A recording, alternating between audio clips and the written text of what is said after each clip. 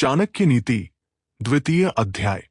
एक झूठ बोलना, कठोरता, छल करना, बेवकूफी करना, लालच, अपवित्रता और निर्दयता ये औरतों के कुछ नैसर्गिक दुर्गुण हैं।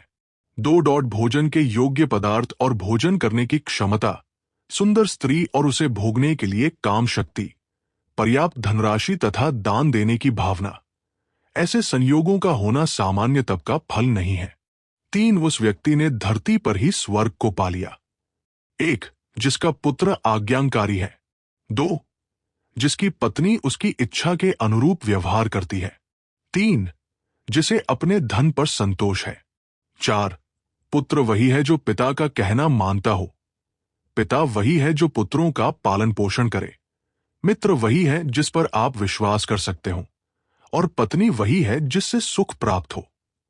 5 ऐसे लोगों से बचे जो आपके मुंह पर तो मीठी बातें करते हैं, लेकिन आपके पीठ पीछे आपको बर्बाद करने की योजना बनाते हैं।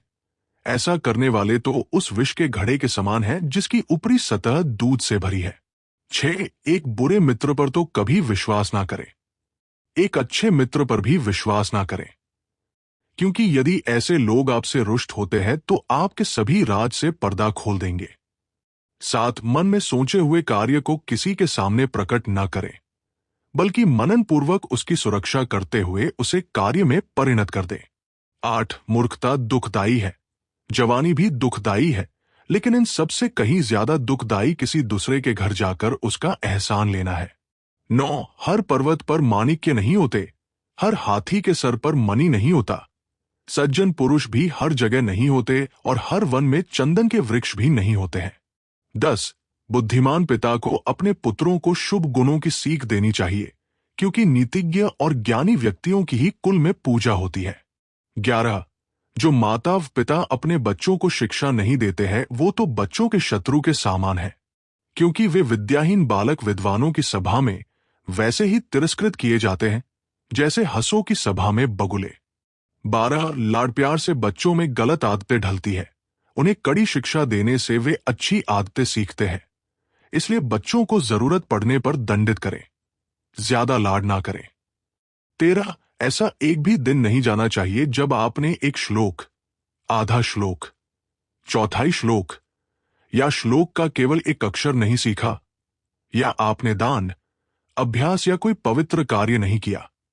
14 पत्नी का वियोग होना, आपने ही लोगों से बेइज्जत होना, बचा हुआ ऋण, दुष्ट राजा की सेवा करना, गरीबी एवं दरिद्रों की सभा, ये 6 बातें शरीर को बिना अग्नि के ही जला देती है। 15 नदी के किनारे वाले वृक्ष, दूसरे व्यक्ति के घर में जाने अथवा रहने वाली स्त्री एवं बिना मंत्रियों का राजा, ये सब निश्चय ही शीघ्र नष्ट हो जाते हैं। 16 एक ब्राह्मण का बल तेज और विद्या है, एक राजा का बल उसकी सेना में है, एक वैश्य का बल उसकी दौलत में है तथा एक शूद्र का बल उसकी सेवा परायणता में है। 17 वेश्या को निर्धन व्यक्ति को त्याग देना चाहिए, प्रजा को पराजित राजा को त्याग देना चाहिए, पक्षियों को फलरहित वृक्ष त्याग देना चाहिए एवं अतिथियों को भोजन करने के पश्चात मेजबान के घर से निकल देना चाहिए। 18 ब्राह्मण दक्षिणा मिलने के पश्चात अपने यजमानों को छोड़ देते हैं, विद्वान विद्या प्राप्ति के बाद गुरु को छोड़ जाते हैं और पशु जले हुए वन को त्याग देते हैं। 19 जो व्यक्ति दुराचारी, कुदृष्टि वाले एवं बुरे स्थान पर रहने वाले मनुष्य के साथ मित्रता करता है वह शीघ्र नष्ट हो जाता है। 20 प्रेम और मित्रता बराबर वालों में अच्छी लगती है, राजा के यहां नौकरी करने वाले को ही सम्मान मिलता है, व्यवसायों में वाणिज्य सबसे अच्छा है, एवं उत्तम गुणों वाली स्त्री अपने घर में सुरक्षित रहती है।